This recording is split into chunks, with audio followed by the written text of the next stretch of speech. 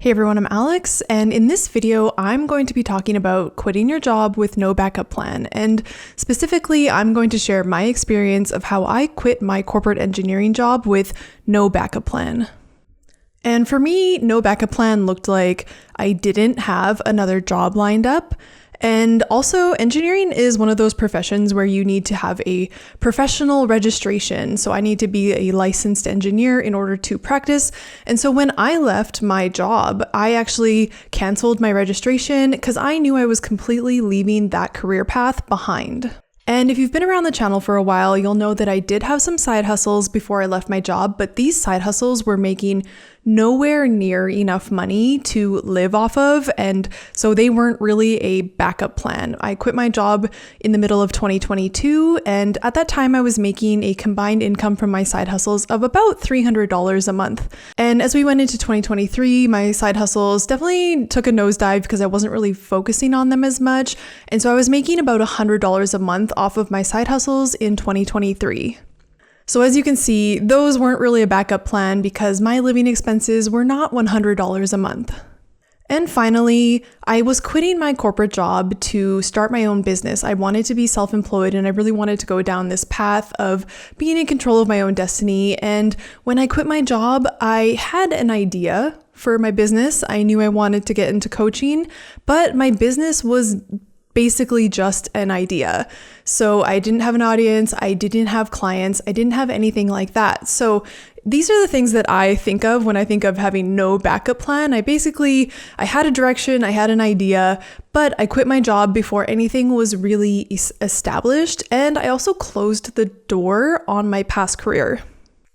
And before I get into how I kind of set everything up to allow me to quit my 9-to-5 job with basically no backup plan and nothing in place, I want to make it clear that no backup plan does not mean no planning went into leaving my corporate job.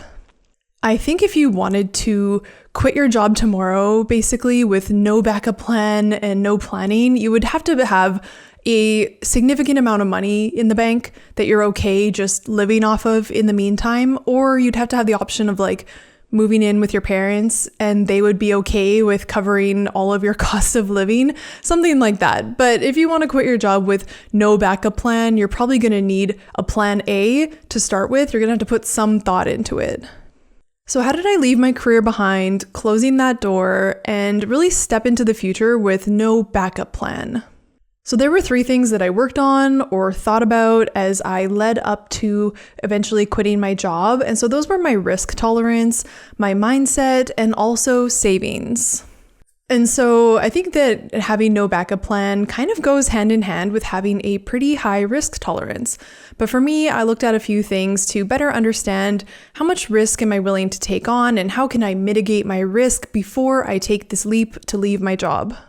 So when it comes to risk tolerance, the first thing that I looked at was my monthly expenses. How much money do I need to live off of every month? And how can I reduce that as much as possible in order to ease this transition?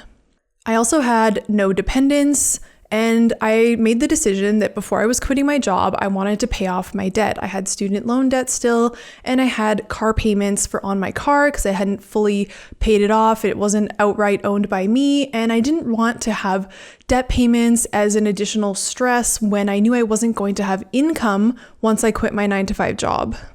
I also looked at the support that was available to me during this time. So things you can consider are, do you have a supportive partner in your life, or do you have supportive parents that would allow you to move back home for a period of time rent-free while you figure out what your next steps are?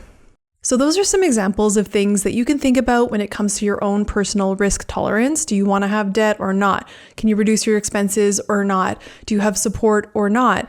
And really what these things were all leading to for me was, how much money do I need to have saved up so that I can quit my job with quote unquote no backup plan or no income, no side business, no next job lined up, that sort of thing. The next part of my planning that went into leaving my job with no backup plan was my mindset. And so for me, the mindset was really around being a business owner and also believing in myself. Because I wasn't just quitting one job and moving to another job, I was quitting a job to start my own business. I really had to be okay with and confident in my ability to run a business. And one of the common objections that I'll hear from people thinking about starting a business is that they don't know how to run a business, or they don't want to do all the business tasks that sound like no fun. And so for me, I really had that mindset of, I don't know how to run a business, and that's okay. There's a lot of people online I can learn from. I'm a smart person. I can figure this out. I don't need to have all the steps right now to move forward. So it's really having that mindset around what you're about to do next. And another thing that's really important is your motivations behind wanting to quit your job. So for me, yes, I had that pain motivator, and I talked about this in my last video if you want to check that out after this video. But we have different types of motivators in our life. So one of them is pain, where like you want to get away from a bad job or a bad boss or something like that. And that motivates you to leave and move on with your life.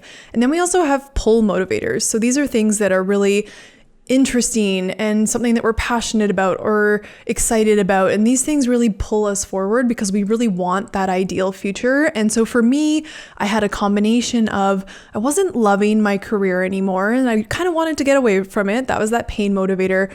But I also had a really strong pull motivator, that really strong intrinsic motivation to change my life, start my own business, and really gain that freedom of, time, money, all those things that I was desiring from feeling trapped in my 9-to-5 job. So I had confidence in myself that I could make this shift, and I had a really strong motivator that was pulling me into my ideal future. And I knew that I wanted that future really bad, and that I was willing to take on risk and maybe have some harder times to get to that eventual place. And of course, the last part of my plan was I had savings. I didn't have a backup job or a backup plan per se. I had savings. That was my plan A. I knew how much, after I did my risk assessment, I knew how much money I needed every month, and I knew how long I wanted to have that runway for. So I wanted to have about 6 months of savings saved up to be available to me so that I wouldn't have to worry about that for that amount of time. And so I had that much savings available to me so that I could quit my job and know that, I have 6 months to a year worth of money that I could live off of without having to really worry about that. And so that was kind of my plan A. So there you have it. Those are the components or the things that I had in my plan A that allowed me to quit my corporate job with no backup plan. I hope you enjoyed this video, and I hope it helped you out or gave you some things to think about if you're thinking about quitting your job as well. And if you did enjoy the video, make sure to give it a big thumbs up. I would really appreciate that. And if you like this type of content, consider subscribing for weekly videos like this. And with that, I will see you in the next video.